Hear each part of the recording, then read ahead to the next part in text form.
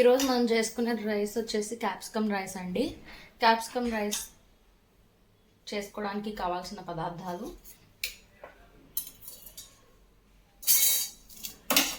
Capsicum,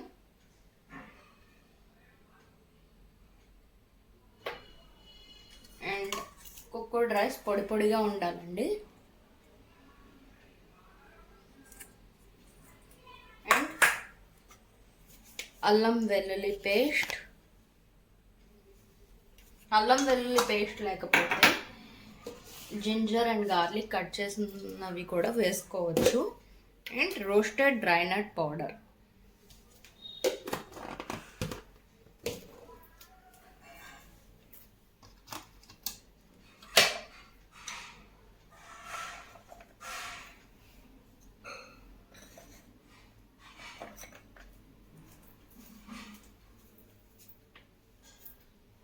ధనియా powder,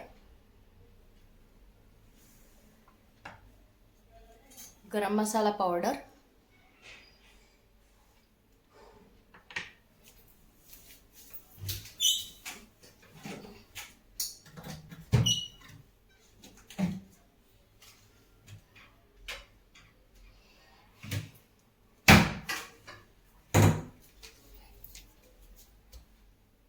chilli powder, salt,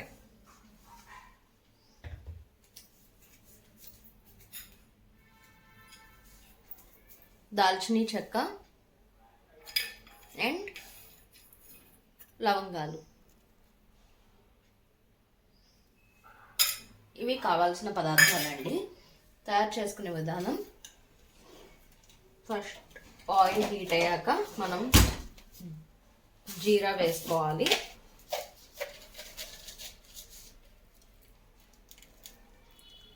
లేదు అంటే జీరా powder కూడా వేసుకోవచ్చు. జీరా పౌడర్ వేసుకునే వాళ్ళు ఎప్పుడు వేసుకోవాలో నేను చెప్తాను. జీరా వేసుకుని అండ్ 2 రెడ్ చిల్లీస్ కూడా వేసుకోవాలండి. నేను చెప్పేది 250 గ్రామ్స్ రైస్కి మెజర్మెంట్స్.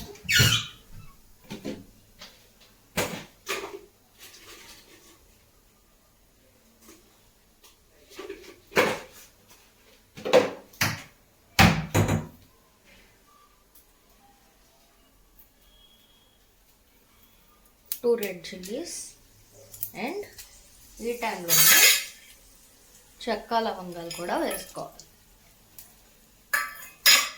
ఓకే, ఇవి ఫ్రై అయిన తర్వాత జింజర్ గార్లిక్ పేస్ట్ కూడా ఈ టైంలోనే వేసుకోవాలండి.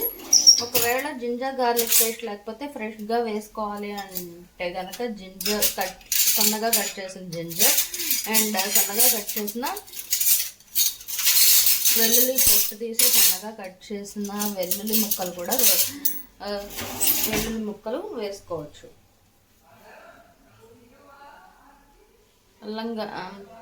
అల్లం వెల్లుల్లి పేస్ట్ ఎంత వేస్తున్నాను చూడండి.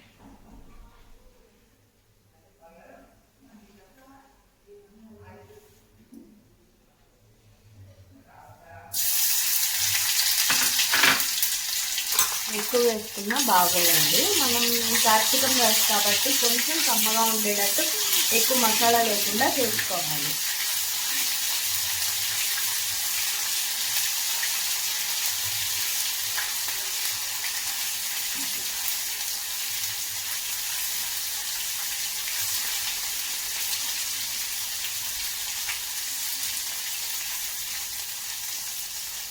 ఇంతకంటే తక్కువ ఆయిల్ వేసుకోండి. నాకు ఆయిల్ ఎక్కువ పడిపోయింది.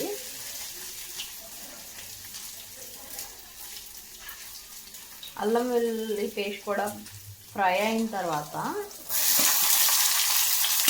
క్యాప్సికమ్ ముక్కలు బాగా చిలుకల్లాగా కట్ చేయాలి. మా హస్బెండ్కి ఇష్టం ఉండదు కాబట్టి నేను సన్నగా కట్ చేశాను.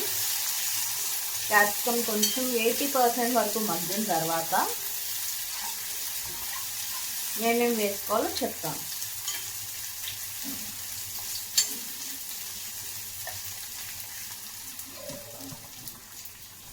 ఓకే,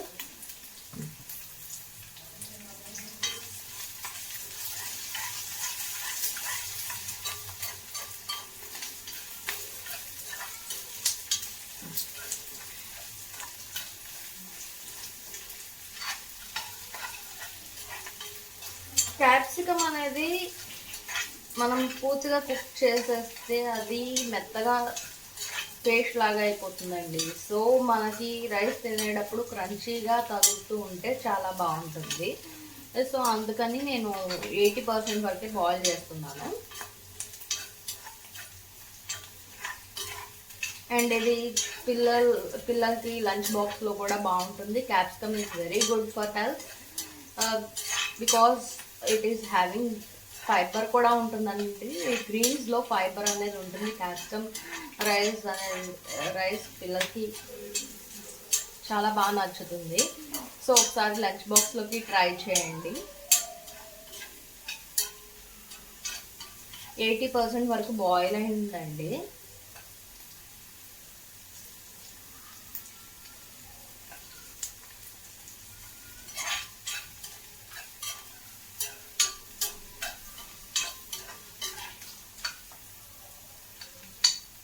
సో ఈ టైంలో జీరా పౌడర్ యాడ్ చేసుకునే వాళ్ళు ఈ టైంలో యాడ్ చేసుకోవచ్చు.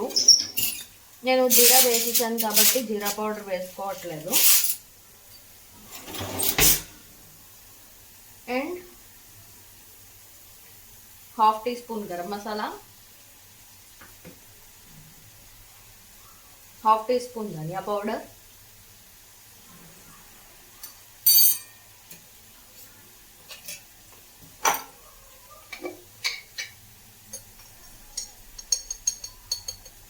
కారం,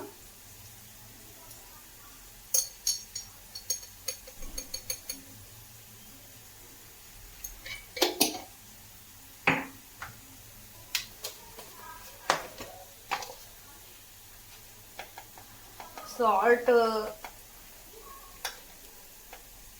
కొంతమంది సాల్ట్ తక్కువ తింటారు. సో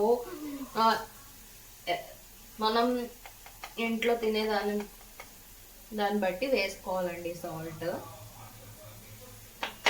నేను సాల్ట్ అనేది తక్కువ ప్రిఫర్ చేస్తాను, ఎందుకంటే మా హస్బెండ్కి సాల్ట్ తక్కువ ఉండాలి. సో రైస్ వేసుకుని ఇదంతా మిక్స్ అయిన తర్వాత రైస్ కలుపుకున్నాము. ఇదంతా మిక్స్ అయ్యి 1 మినిట్ అనేది ఫ్రై అవ్వాలండి. కర్రీలో మ్యారినేట్ అవ్వాలి కదా, ఆ ముక్కలకి మ్యారినేట్ అవ్వాలి. సో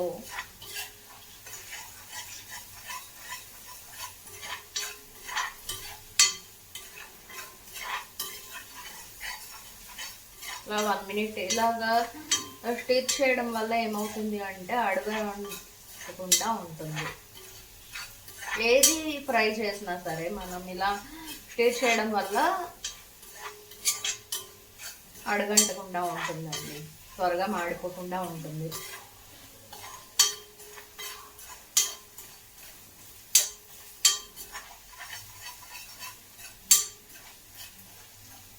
సో 1 మినిట్ అయిపోయింది కాబట్టి నేను ఇప్పుడు రైస్ కలిపేస్తున్నాను.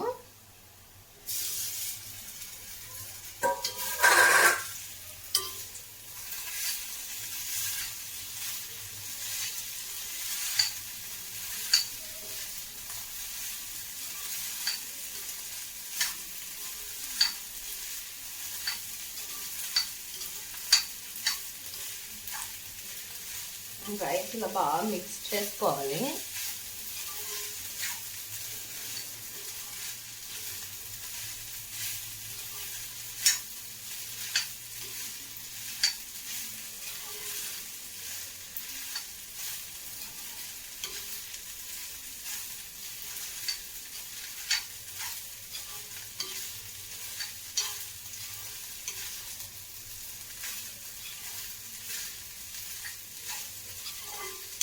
ఓకే, అండ్ ఇప్పుడు గ్రౌండ్ నట్ పౌడర్ వేసుకుంటున్నాను. ఇది డ్రై రోస్ట్ చేసిన గ్రౌండ్ నట్తో పౌడర్ చేశానండి. First ground nuts dry roast చేసుకుని కచ్చా పచ్చాగా పౌడర్ చేసుకోవాలి.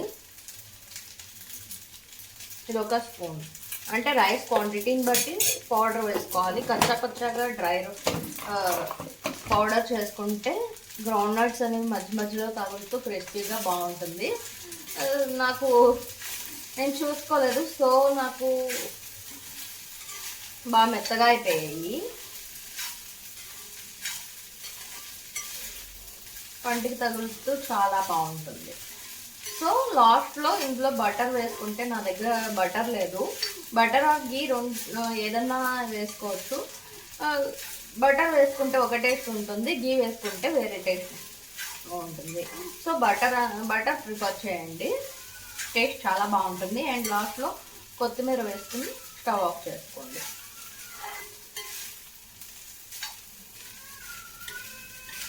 ఇదే ఈరోజు రెసిపీ అండి, లంచ్ బాక్స్ రెసిపీ. ట్రై చేయండి, నచ్చినట్లయితే వీడియో లైక్ చేయండి, షేర్ చేయండి, సబ్స్క్రైబ్ చేయండి మీకు నచ్చినట్లయితే. Thank you so much.